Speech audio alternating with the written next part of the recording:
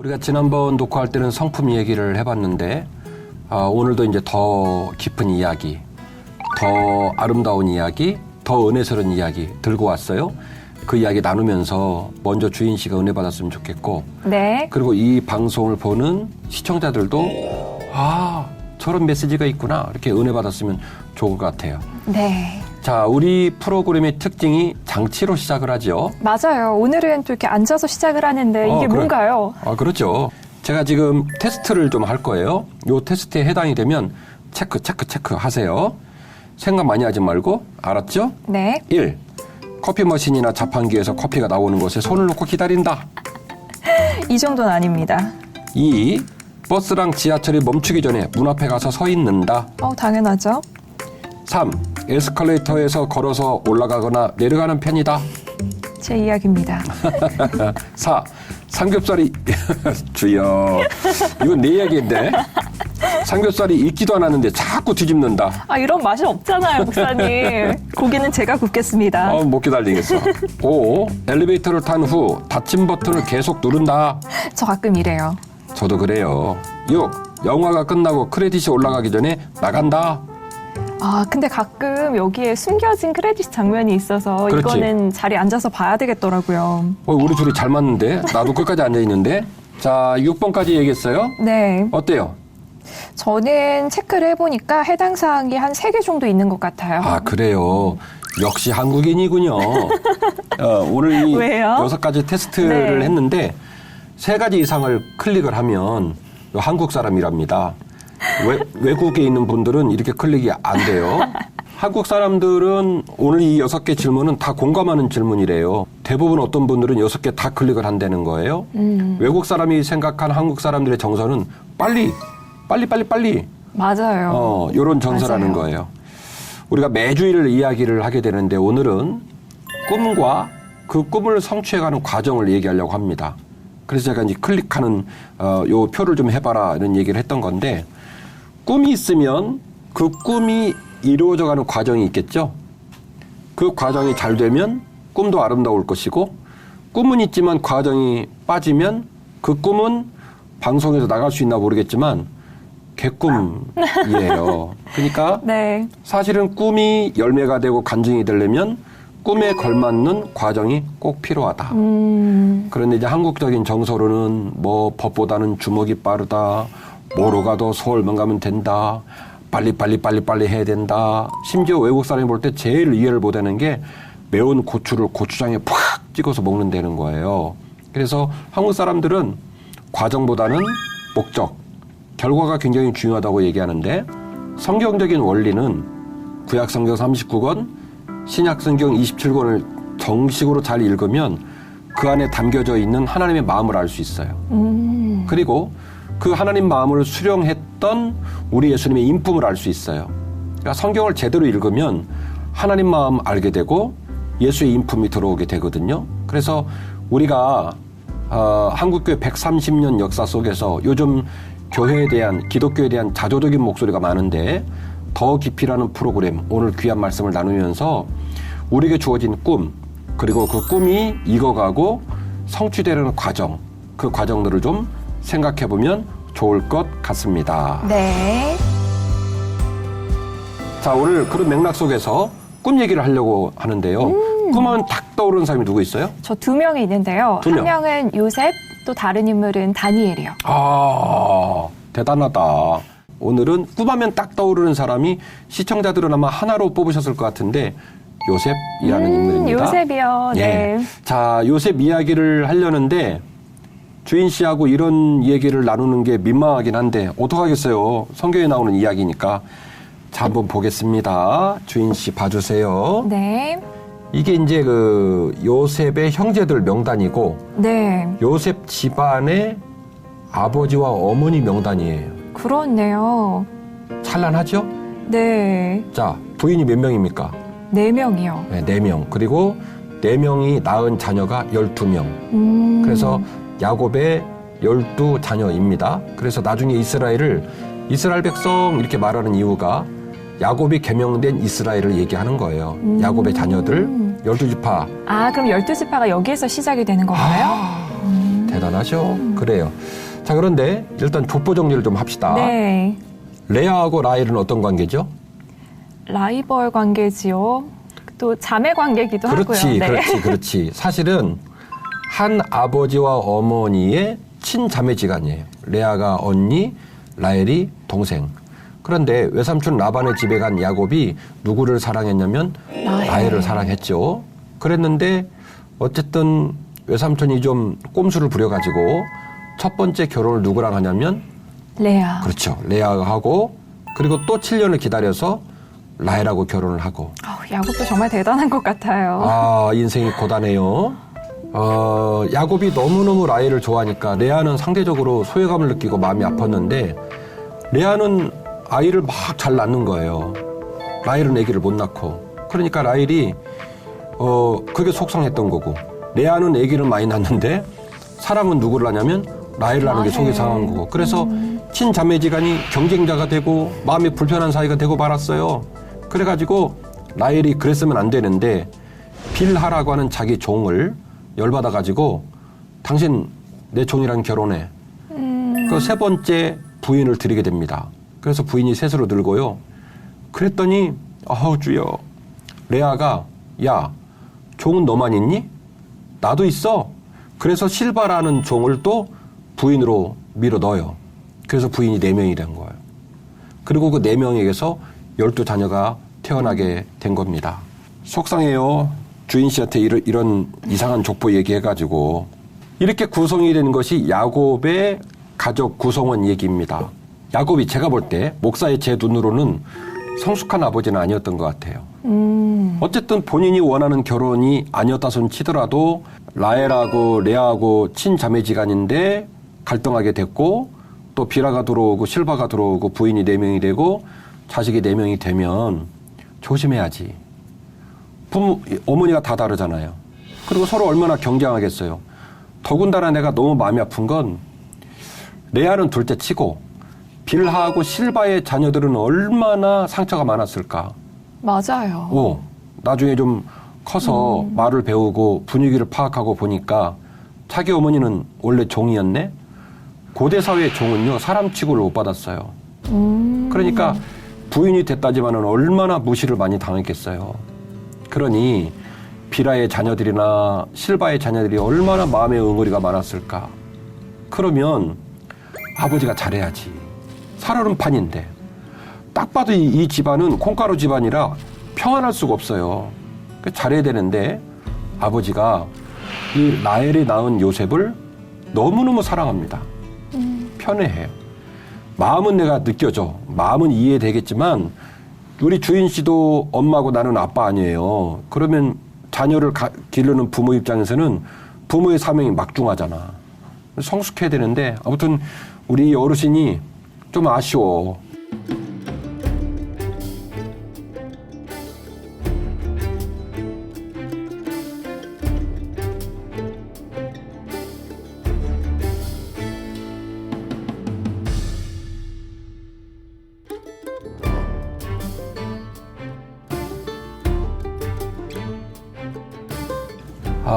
야곱은 야곱대로 그 마음에 응어리가 있으니까 자기가 사랑했던 라헬의 아들 요셉을 너무너무 사랑하고 형들은 그 모습을 보고 마음이 불편해서 말을 할 때 편하게 얘기가 나오지 않고 그리고 요셉은 또 하나님이 꿈을 주시거든요. 그 꿈을 꾸고 형들에게 자꾸 물어보지도 않은 꿈 얘기를 하는 거예요. 그러니까요. 저 아까 읽으면서 놀랐던 게 요셉이 내가 꾼 꿈을 들으시오. 나이도 솔직히 말하면 좀 어리잖아요, 요셉은. 그런데 말도 안 되는 거예요. 형들에게 이렇게 뭔가 목소리에 힘이 있었던 것 같아요. 무슨 왕 같아. 들으시오. 그러니까요. 실은 우리가 일상적인 삶 속에서도 자기를 높이고 자기가 주인공 되는 얘기는 말하기 쉽지 않거든요. 근데 이 요셉 형들한테 질러버리는 거예요. 그러니까요. 좀 권위가 있었던 것 같아요. 내 꿈을 들으시오. 그래서 형들이 또 속이 막 상한 거예요. 그렇잖아도 마음이 불편한데. 그러니까요. 그래서 집이 위태위태하는 거예요. 형들은 마음이 불편해서 말을 할 때 고운 말이 안 나가고. 둘 중에 하나예요. 요셉이 아주 방송 용어가 아닌데 돌아이 아주 좀 형편없는 사람이거나 아니면 그 안에 남다른 꿈에 대한 소망이 있었다는 거예요. 근데 성경 말씀의 결로 보면 후자였을 가능성이 매우 높습니다. 그래서 요셉이 그 꿈을 형들에게 선포하고 그 꿈을 마음에 간직해요. 실제로 우리 이제 본문에 같이 읽지는 않았습니다만은 그 본문의 앞뒤 내용에 보면 형들은 막 화를 내고 형들을 미워했는데 아버지 야곱은 그 아들의 꿈 이야기를 가슴에다가 품었다. 그러니까요. 그런 표현이. 겉으로는 이렇게 혼냈지만 속으로는 간직했다고. 맞아요. 그런 꿈 이야기가 나옵니다. 자, 제가 이야기꾼으로 오늘 이야기를 끌어내면서 첫 번째, 좋은 아빠 됐으면 좋겠다. 좋은 엄마 됐으면 좋겠다. 우리가 타산지적 삼아서 우리 모두가 집에 가면 오늘 좀 자식들한테 좀 온화한 미소, 치킨도 오늘 좀 쐈으면 좋겠어요. 그래서 좀 자녀를 섬기고 좋은 부모 됐으면 좋겠다. 이 마음 가졌으면 좋겠고.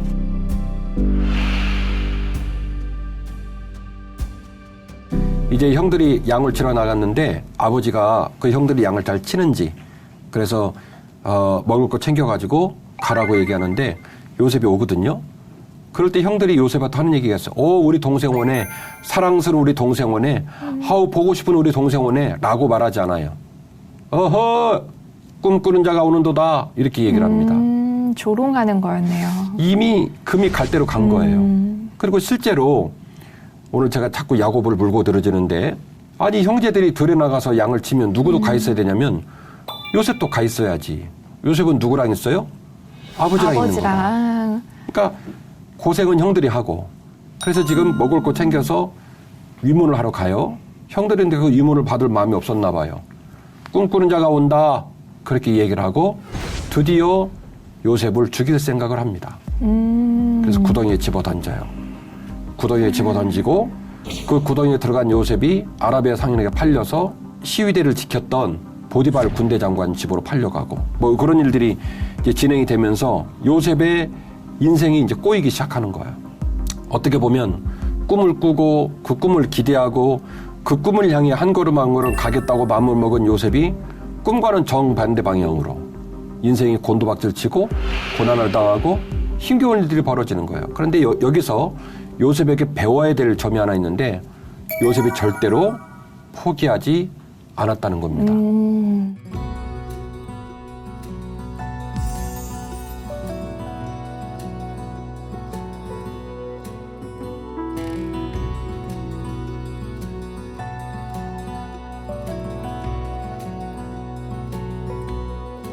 요셉은 이미 아버지에게서 떨어졌고 형들에게서 버림받았고 종된 신분이고 자기 고향도 아니고 애굽으로 내려갔어요. 결국 나라를 잃어버리고 자기 고향에서 쫓겨난 사람의 삶은 가장 불쌍한 사람입니다.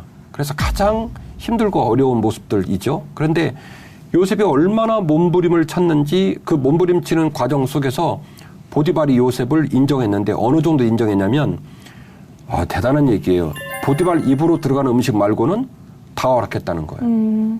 부인하고 자기 입으로 들어가는 음식 말고는 다 요셉에게 맡길 정도로 위임할 정도로 요셉을 신뢰했다는 거예요. 그러니까 생각해보면 오늘 본문은 간단하게 써 있지만 요셉이 얼마나 그의 삶의 자리에 저항하고 그의 꿈을 이루기 위하여 정말로 얼마나 수많은 노력을 했을까 눈에 보이는 거예요. 그가 어떻게 하루하루를 살았을까. 그래서 보디발 입장에서는 참 괜찮은 친구다. 이방 사람이고 잡혀온 죄인이지만 내가 저 친구한테 기회를 줘야 되겠다. 요셉이 이렇게 열심히 사는 모습을 보고 하나님이 요셉을 빼어나게 하고 아름답게 했다는 거예요. 그런데 이렇게 아름답게 한 일로 말미암아 요셉이 또 한 번 인생이 곤두박질을 칩니다.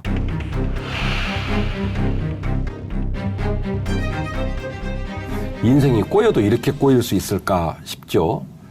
꿈을 꾸어서 요셉 입장에서는 저는 형들 입장도 이해는 해요. 근데 이제 요셉 입장에서는 억울한 거라 내가 없던 말 한 것도 아니고 하나님이 주신 꿈인데 그 선포했더니 그거 가지고 나를 막 팔아? 막 구덩이에 집어던져? 얼마나 억울했겠어요. 그래서 보디발 집 가서 뭐 열심히 수고하고 늦게 자고 일찍 일어나고 최선을 다했는데 그 보디발 부인이 어떻게 눈이 좀 잘못됐는지 막 코맹맹이 소리를 하고 막 요셉 막 꼬시고 뭐 이러는 거예요. 그리고 성경이 이 부분을 또 자세히 기록을 해놨는데 동침하자고 막 난리를 쳐가지고 요셉이 그 와중에 겉옷을 벗어 던집니다. 맞아. 그걸 두고 왔잖아요. 그 대단한 사람인 것 같아. 제가 요즘 방송 보면서 그 남성들로 인한 성추행, 성폭행 사건들을 보면 저 사람 제정신인가 싶어. 왜냐면 그 사람의 그 직위를 가져가기 위해서, 직업을 가져가기 위해서 평생을 노력을 했을 터인데, 그냥 한 방에 무너지는 모습을 본단 말이에요. 더 놀라운 사실은 그 이야기가 멈추질 않아. 방송에 나오면 놀래가지고, 저러면 안 되겠다. 그럴 것 같은데, 그 얘기가 계속 나오잖아요.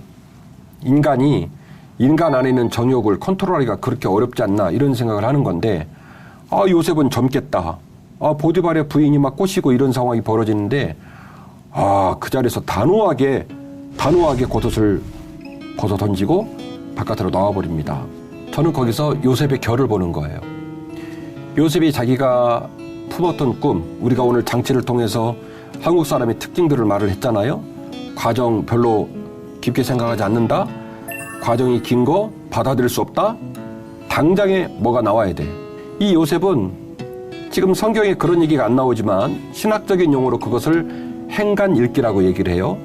성경 구절과 성경 구절 사이에 숨겨져 있는 이 얘기. 그러니까 요셉의 마음에는, 이삭 같은 경우에는 성숙한 성품과 인품이 있었다고 한다면 요셉의 마음에는 자기에게 하나님이 주셨던 그 꿈이 녹립고 열매 맺는 마지막 순간까지 그 꿈을 포기하지 않고 붙들고 있는 끈기가 있었던 거예요.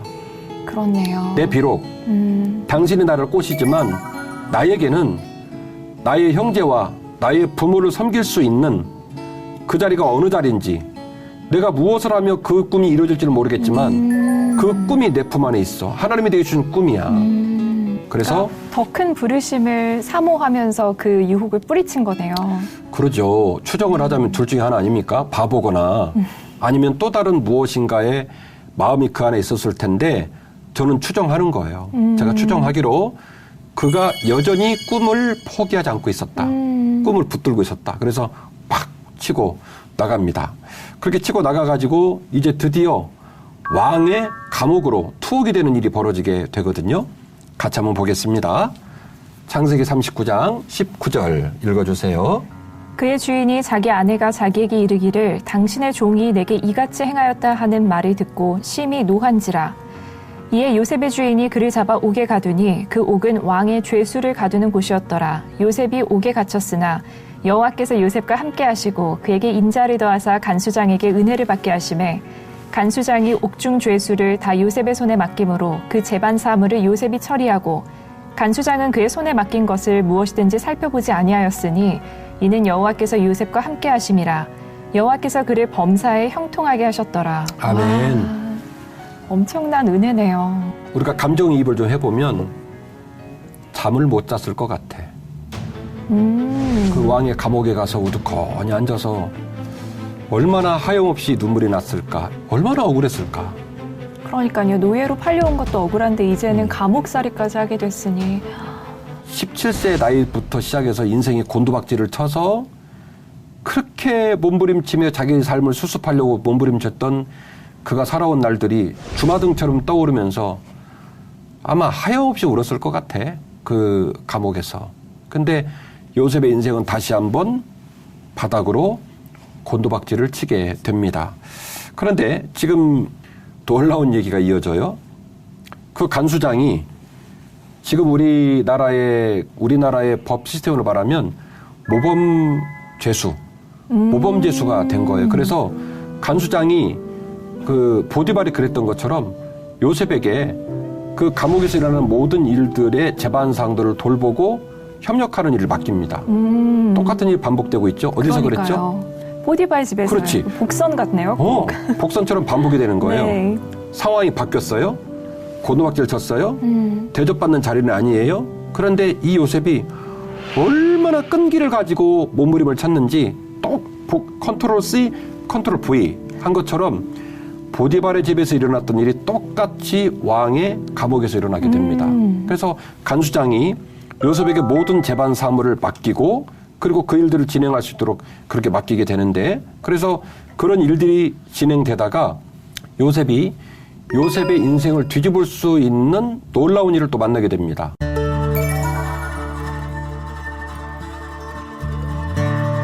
고대 사회의 술 맡은 관원, 떡 맡은 관원은 지금 우리로 말하면 청와대의 비서실에 있는 인원들이에요.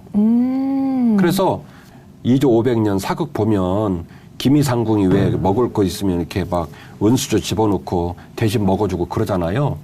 왕들이 독살되는 경우가 많았단 말이죠. 네. 그래서 떡 맡은 관원장, 술 맡은 관원장의 역할은 무슨 내시 수준이 아니고 굉장히 높은 지위예요.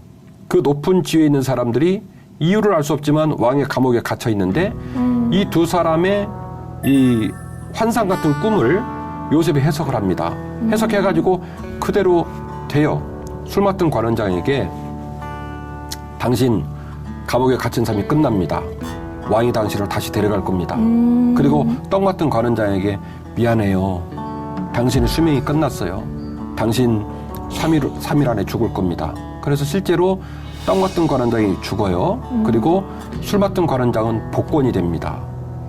그러니 복권되면서 요셉이 거기다가 태그를 하나 붙입니다. 간청이라는 태그를 붙여요. 관원장님, 복권 되시면 제가 여기 있다는 걸 기억해 주세요. 맞아요. 그래서 부탁을 하거든요. 혹시 이제 기억이 나실지 모르겠지만 기억했어요, 못했어요? 까맣게 잊어버렸죠. 주여. 그러니까 인생이 이렇게 꼬일까 싶어. 그렇게 잘 섬겨가지고 저 좀 기억해 주세요 얘기했는데 이 양반이 가가지고 까맣게 잃어버립니다.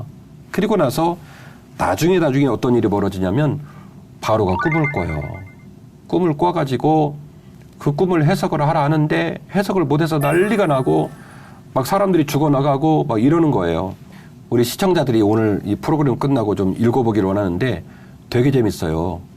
왕이 꿈을 꿨는데 그 꿈 내용이 뭐냐고 물어보니까 안 알려줘. 맞아. 그러니까 술법사들 뭐 해몽가들이 진짜 미치고 팔딱 뛰어오신 것이 꿈을 알아야 해몽을 하는데. 뭐 꿈을 얘기를 해줘야 해몽을 하든지 말든지 할 거 아니에요. 그런데 이게 왜 그랬냐면 바로가 그 꿈이 너무 위중하고 마음에 어려웠던 거예요. 이거 보통 일이 아니구나. 해석을 할 수는 없지만 쎄한 느낌이 있는 거지. 그래가지고 꿈도 얘기도 안 해주면서 꿈을 해석을 하라고 하니까 누가 해석을 하겠냐고. 그래서 막 사람이 죽어나가는 거예요. 사람들이 막 죽어나가는 모습을 보고 술 맡은 관원장이 그때서야 번뜩 떠오른 거예요. 아, 꿈하면 꿈 전문가가 있는데 누구요? 요셉을 기억했군요. 요셉. 그래서 요셉을 딱 데려오는데 와, 아마 그 옛날에 그 형들한테 내 꿈을 들으시오 이렇게 말했던 습관이 이 꿈 때문에 그랬나 봐.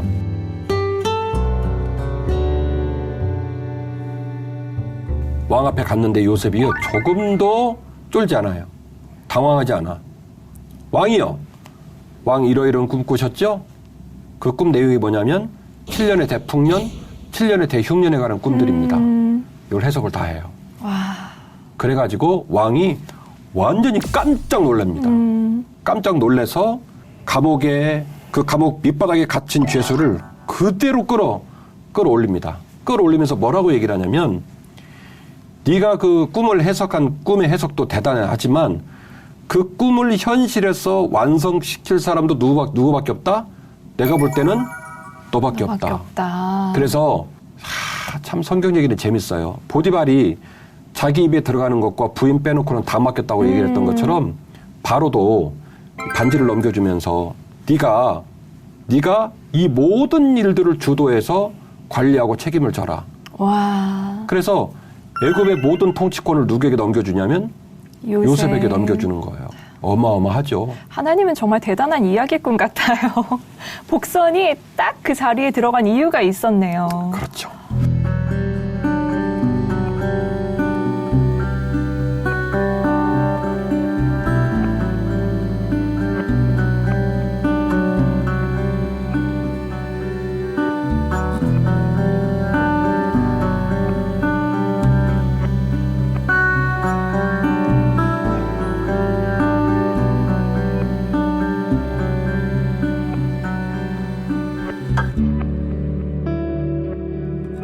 가나안 땅 브에셀바를 중심으로 살았던 그 땅에서 11 형제들이 요셉에게 절할 일이 있나요, 없나요? 없죠. 하나 더. 아버지, 어머니 포함해서 부모님까지 절한다. 그럴 일이 있어요, 없어요? 전혀 없죠. 없죠. 왜? 관직 자체가 없어. 나라도 없어. 시스템도 없고, 그리고 그렇게 통치자의 권위로서 절을 받고 그럴 수 있는 일들이 거기서는 일어날 일이 없습니다. 그래서 사실은 형들이 요셉의 꿈 얘기를 듣고 좀 비아냥하고 야, 네 꿈이 그 개꿈이지 그게 진짜 꿈이니? 라고 말했던 것은 앞을 봐도 뒤를 봐도 어디를 봐도 그 꿈이 이루어질 만한 배경이 우리 사는 땅에는 있다 없다? 없다는 거지. 그렇네요. 듣고 네. 보니까 좀 허무맹랑한 이야기였을 것 같아요. 그러죠. 그러니까 사실은 형들의 이야기도 일리가 있는 이야기예요. 그런데 약 13년에서 14년의 시간이 흐르고 난 후 요셉은 어디에 가 있냐면 애굽의 복판. 그것도 왕의 궁전에 가 있는 거예요. 네.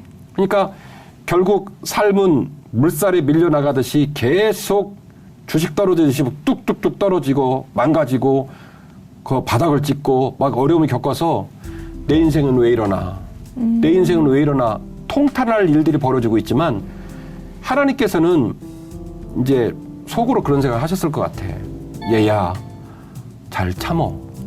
네 꿈이 이루어지기 위해서는 네가 가야 될 땅이 있단다. 네 꿈이 이루어지기 위해서는 그 땅에서는 안 돼. 잘 참거라. 그래서 결국 가로축에 시간의 총량이 가고 그 시간의 총량 속에서 위치가 바뀌고 있는 거예요. 어딘가를 향해 계속 나아가게 되는데 그 장소가 어디였냐면 애굽의 한복판 왕의 궁정이었어요. 그 왕의 궁정에서 드디어 꿈이 성취가 되는 거예요. 수직 급상승을 해서 그 꿈대로 7년의 풍년 동안에 창고를 만들고 7년의 흉년을 대비할 준비를 완벽하게 하고 통치자로 그리고 이제 드디어 극심한 흉년이 온 겁니다. 그러니까 사실은 야곱과 형제들만 온 게 아니라 그 주변의 모든 어려운 자들이 애굽으로 몰려드는 거죠. 살 수가 없으니까. 그 무리 중에 한 사람으로 형제들이 내려오고 나중에 아버지가 내려오고 그러면서 실제로 꿈 그대로 이루어지네요. 네, 요셉에게 절을 하고 아버지도 절을 하는 참 기가 막힙니다. 이런 일들이 벌어지게 된 거죠.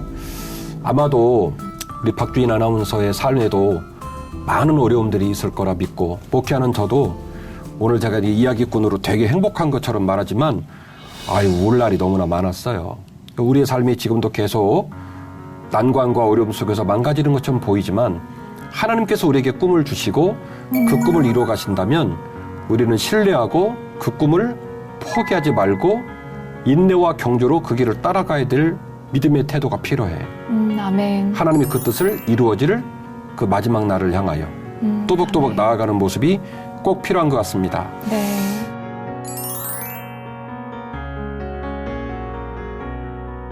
제가 1969년 6월 14일 날 태어났어요. 네. 제 본적은 전라북도 정읍군 소성면 애당리 772번지예요. 전문용어로 얘기하면 토끼와 짝짝꿍하는 그런 시골인데요. 그 시골에서 태어나서 참 고단하게 어린 시절을 보냈고 1988년도에 처음으로 머리털 나고 처음으로 서울이라는 땅에 발을 딛게 됐습니다. 서울에 왔는데 어머니가 가라고 해서 오긴 왔거든요. 그런데 이 서울에 제가 있을 곳이 없었어요.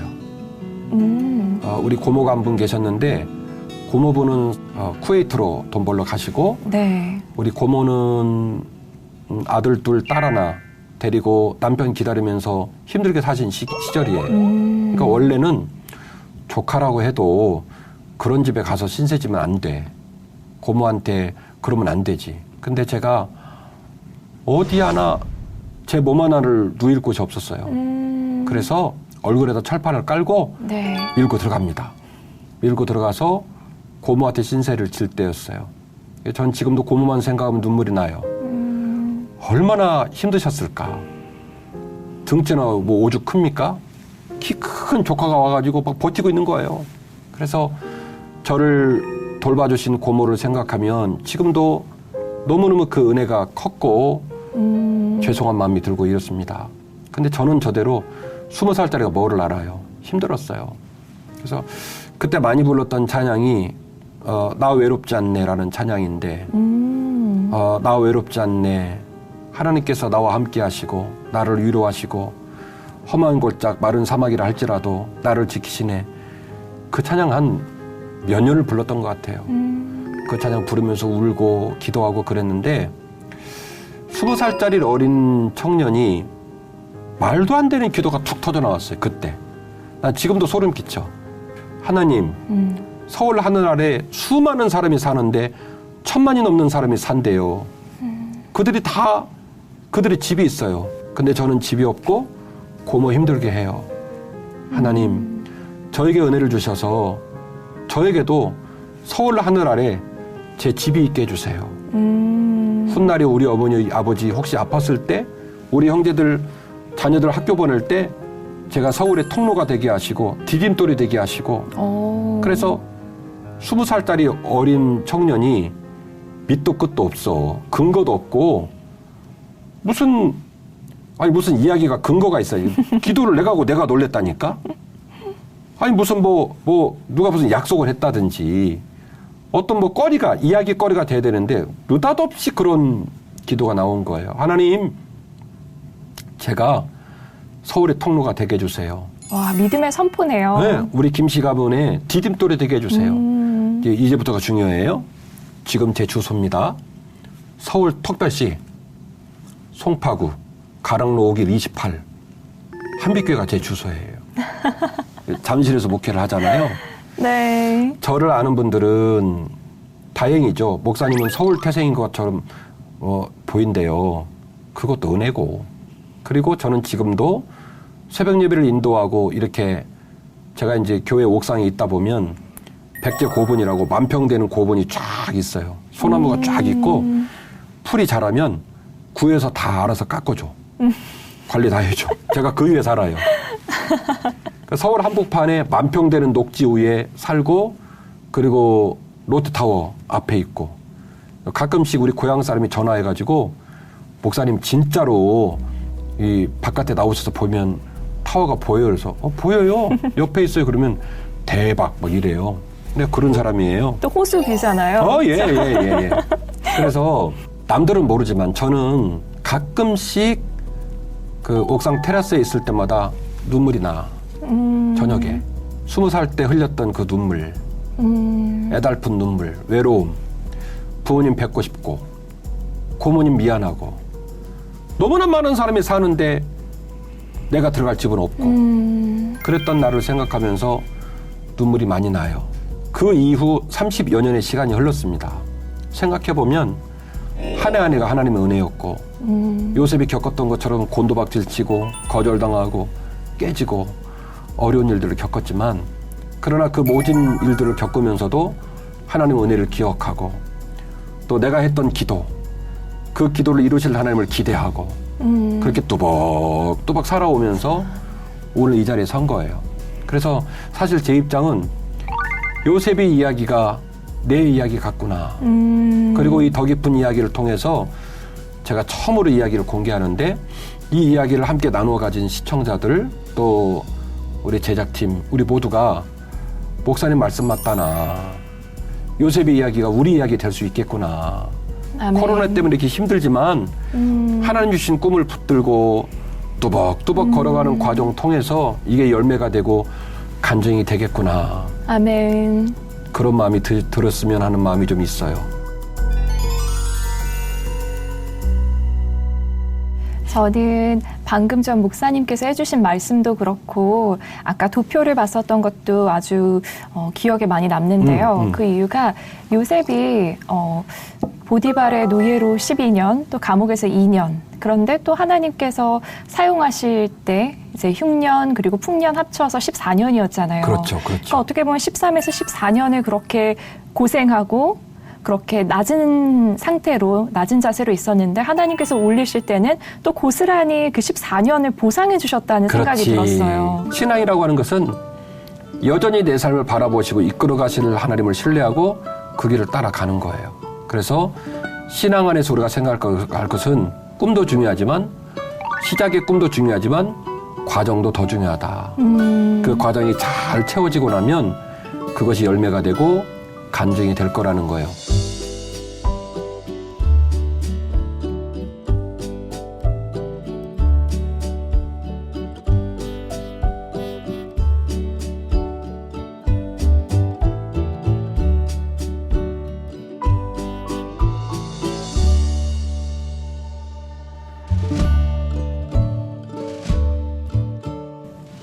결국 오늘 제가 꿈의 사람 요셉 이야기를 말하면서 우리가 꿈 얘기는 다른 목사님이나 다른 자리에서 다른 방송에서 많이 들었을 거예요.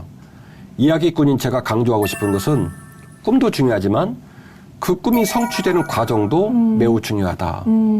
그 과정의 모습이 때로는 가면을 쓰고 고통의 모습으로 거절의 모습으로 그리고 우리의 삶을 쓰라리게 하는 모습으로 다가온다 할지라도 우리가 주님을 신뢰하면 그 모든 모습 가운데 기가 죽고 주저앉을 이유가 없다. 누구처럼?